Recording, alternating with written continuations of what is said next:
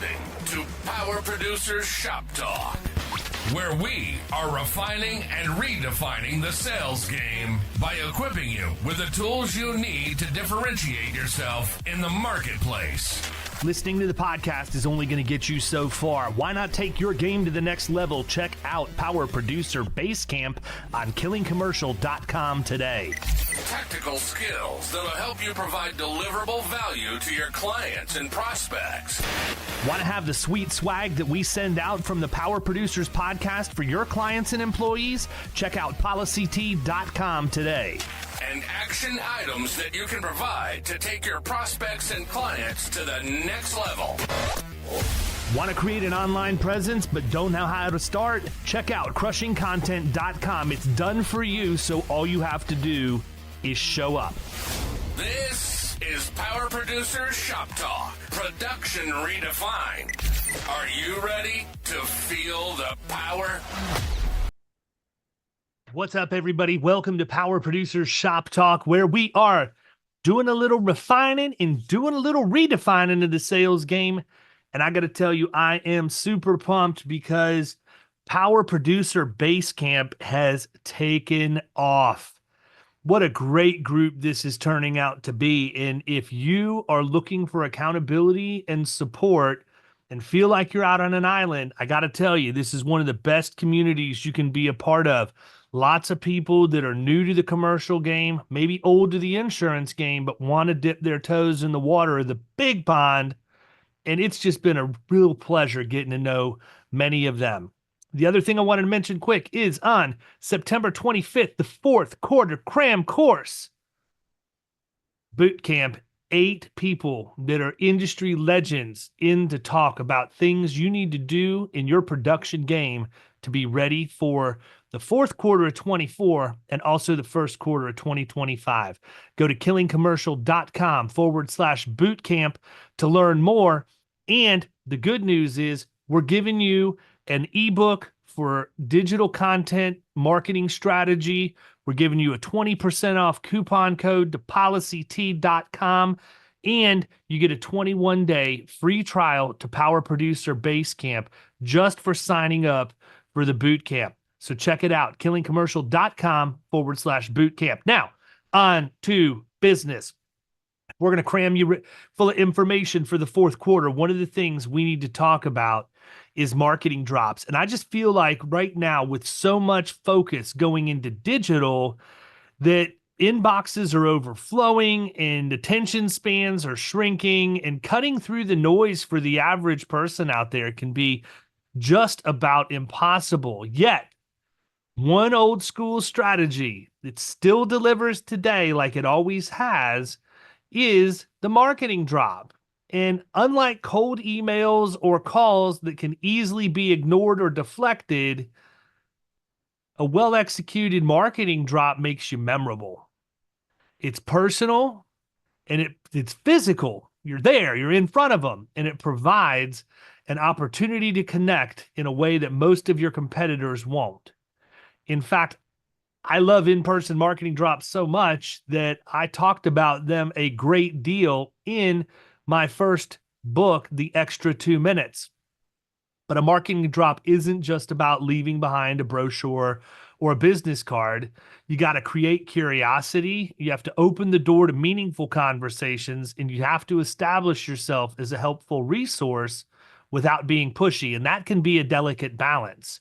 The key is follow-up. And without follow-up, even the best marketing drops will fail and fall flat. So we're going to talk about that today. We're going to talk about what you can do to prepare, how you're going to execute, and all of the stuff in between. So before you go through a prospect's door, preparation is literally everything.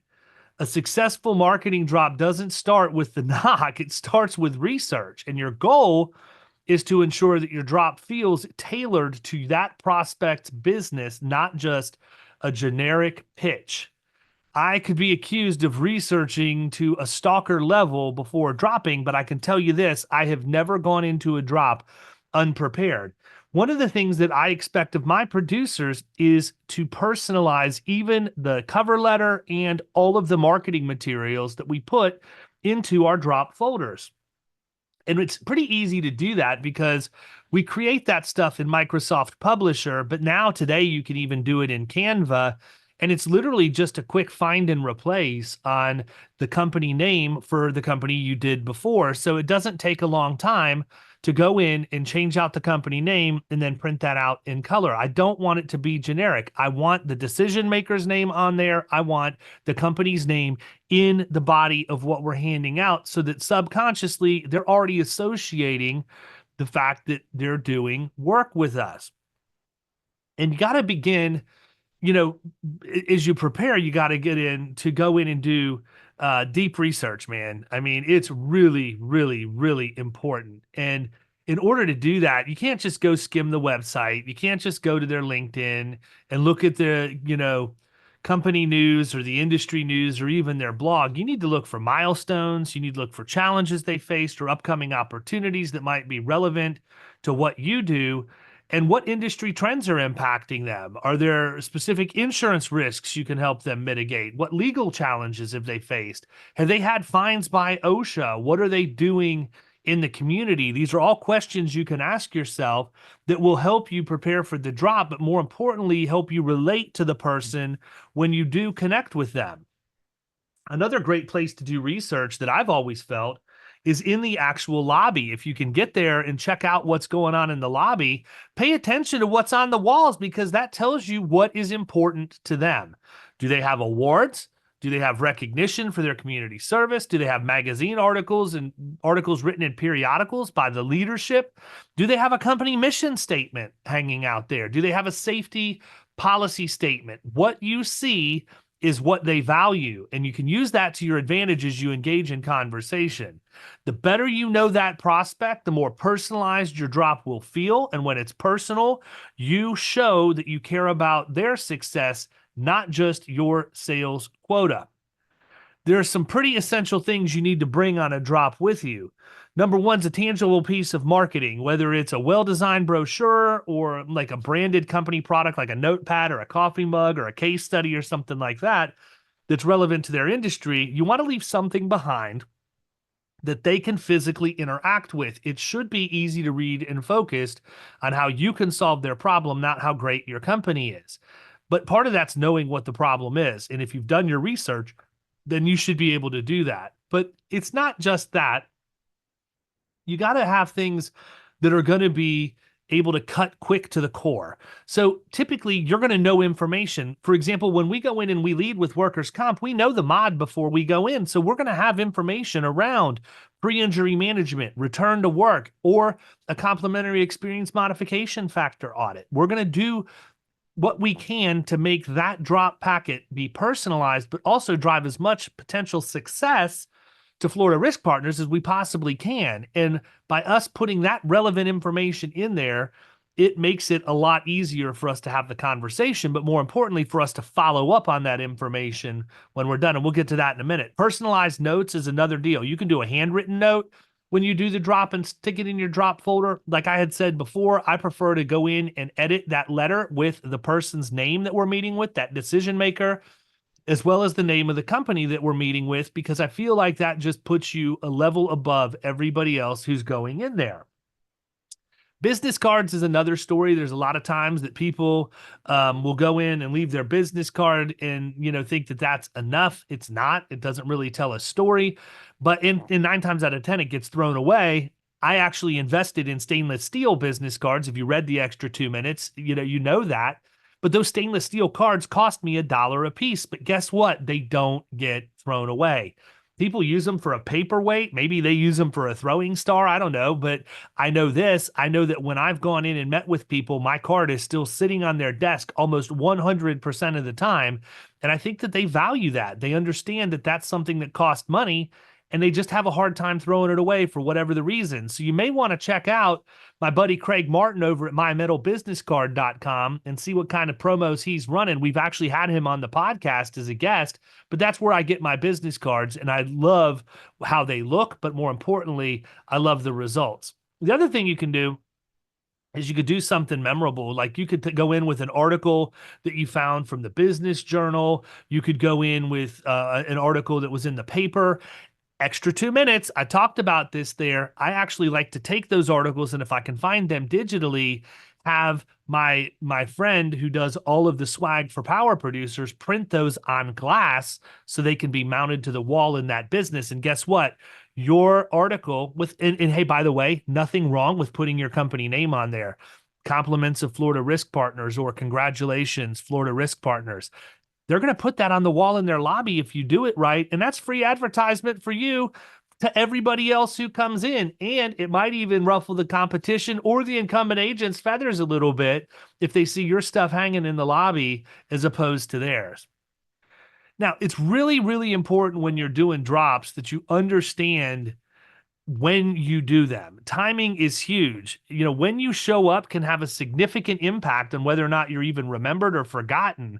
And the best times to drop are typically for general industry early in the day before meetings or early in the afternoon after lunch when things are quieter a little bit. And you definitely want to avoid busy periods such as right before or after the end of the day. But the reality is you've got to know the industry that you're calling. You have to know when they're going to be available for you. I know for a fact that if I'm going to drop on service contractors or people in construction, 7 o'clock in the morning is actually a really good time to do that.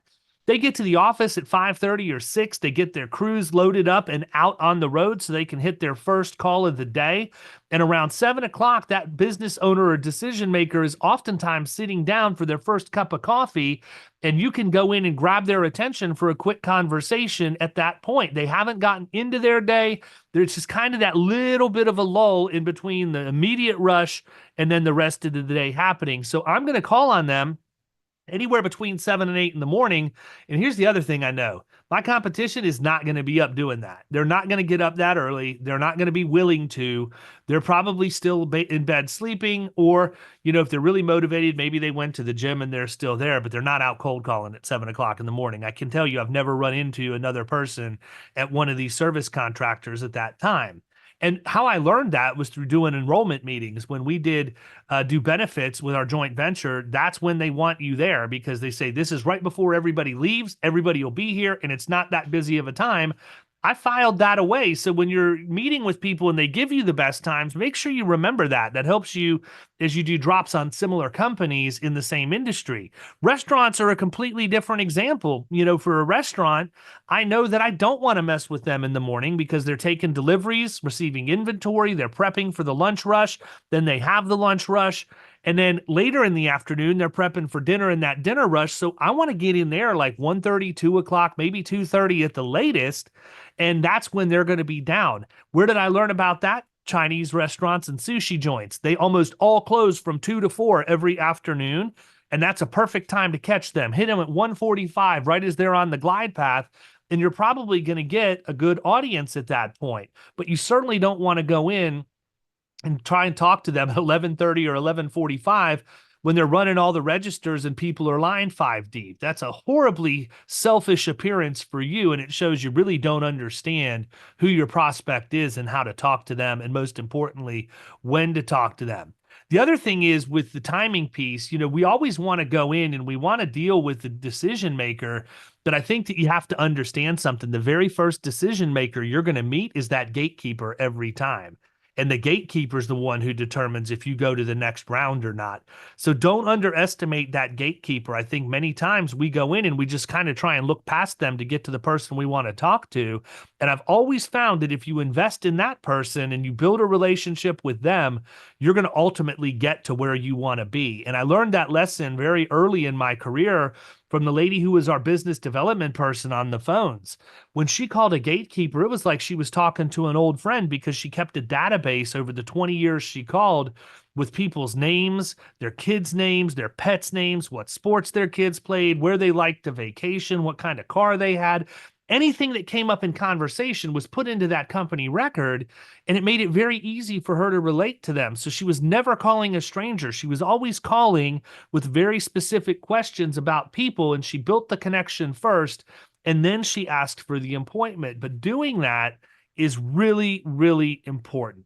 The other thing I would tell you is when you go in and you meet with people, in order to build rapport, quick introduction, tell them who you are, tell them where you're from, and then hit them with something that's an open-ended question and shut up. You shouldn't talk more than 25% in a conversation when you're doing a marketing drop. You need to ask a question and then sit back and listen, not with the intent to respond, but with the intent to understand. Because if you ask those questions the right way, they're going to give you the information that you need to formulate your follow-up questions. A lot of times, I don't go in with a completely architected script. I go in with a few questions that I find to be low-hanging fruit from the research I've done, and then I just simply sit back and listen to the answers, and that determines the next question or the follow-up that I'm going to ask. People want to be heard, they want to be understood, and I really think that it's important that you use labeling language that you've heard them so that they know that they're getting through to you, and it builds a deeper connection. It's really, really important because too many people talk themselves out of the opportunity by simply vomiting features and benefits as opposed to uncovering what will ultimately drive a decision. Listening is 100% crucial when you're doing a marketing drop. Don't be the guy or the lady from the vacuum cleaner company that dumps dirt on the doorstep and vacuums it up to show how awesome your vacuum cleaner can be. You may find out they don't even need a vacuum cleaner. They may have a service that comes in and does that for them every night. Just simply ask and listen. The other thing you need to do is you need to have a good follow-up sequence. You got to make sure that you're following up. And, I like email, phone call, in person. If you just follow like a 5-step process like that, it's relatively easy to get in front of them that way. So if you do the marketing drop, maybe the next day you follow up with an email, maybe 2 days later you follow up with a phone call, then maybe the next week you follow up with an email, and then maybe the following week you either follow up with another phone call or you go back in person, and then you have the ability to make a decision at that point. It's been 3 weeks, possibly 4, and you just need to make a decision on the lead. Are you going to continue to work it, or are you not going to continue to work it? But you want to make sure that you have follow-up stuff in place. The other thing is, think about as you engage with these people, you're going to hear some objections, but that's normal. Like we know that we're going to get objections in sales. That happens all the time. These people are busy and they may give you a reason like I'm not interested right now or we're too busy. You've got to acknowledge the response, but you also have to have a quick pivot. And this is where the labeling language comes in again. I don't advocate that you push back too much, but you can do it softly by using labeling phrases like it sounds like, it feels like, it looks like, meaning say something like, it sounds like maybe you've been burnt in the past, or it feels like maybe you have some questions I haven't answered, or it looks like you have some reservations. And again, just sit back and listen, and they're going to answer you, especially if you make the silence just a little bit uncomfortable by waiting for them to talk. They're going to give you the information you need to move the ball down the field. It's just a matter of whether you're going to be patient enough to allow them to do that, or you're going to push them away because you're more worried about talking about yourself. The last thing you got to do is you have to track and measure your success. If you don't have a CRM, you're already behind the 8 ball, but try and find something, even if it's the least expensive option that you can use to track this, even if it's a spreadsheet. You got to know how many drops you're doing that lead to meetings, because if you're not getting that number tracked, how do you ever know if you're improving? So conversion rate's really important. How many follow-ups or replies do you have to generate to get conversation going after you go in and drop? And how long does it take for a prospect to convert after that first drop? If you drop on somebody today, are they going to become a client in 3 months, 6 months, a year and a half? Who knows? In the middle market, it could be 12 to 18 to 24 months. You have to be able to track that stuff, because that's how you know where to tweak your game and make those incremental improvements that are going to make you that much stronger. At the end of the day, I believe in marketing drops more than any other form of client and prospect actually outreach, because I feel like it differentiates you. There's still a subset of the people out there who appreciate that old school approach, the effort, and the fact that you'll put yourself out there. And I'd like to believe that that somebody thinks that if you have the guts to walk in and introduce yourself cold, that you have the same backbone they're looking for somebody to fight for them and get the best deal in the marketplace. I might just be making that up to make myself feel good, but I honestly believe that to some degree. You separate yourself from everybody who hides behind email. And I'm not saying people hide behind the phones, but the phones is still a high volume play. My conversion rates are and always have been much higher on in-person marketing drops, which is why it's a core component of our sales process here at Florida Risk Partners, and also a reason why I teach it to the people in Power Producer Basecamp and Killing Commercial. So interested in your thoughts. What are you doing? What's in your drop packet? How many drops are you doing a week? How are you measuring it? All of that. Reach out, let me know. I'm interested in hearing it. The other thing is, before I leave, check out crushingcontent.com, crushing-content.com, and that is our done-for-you brand awareness plus content creator and content master programs that will give you that digital presence that you need to have, because once you drop in person, you can be sure they're going to the internet to check you out, and you don't want to miss it. So with that being said, I hope you have a great weekend. Think about, how are you going to schedule your drops for next week, and how are you going to follow up on them? And I can tell you this, next week on Shop Talk, we're going to talk about a good schedule that you can use to make sure you have time for phones, time for email, and time for marketing drops, both to generate new opportunities as well as follow up on those that you called on this week. Make it a great weekend. Get your rest and relaxation and recharge so you can hit next week strong. See ya.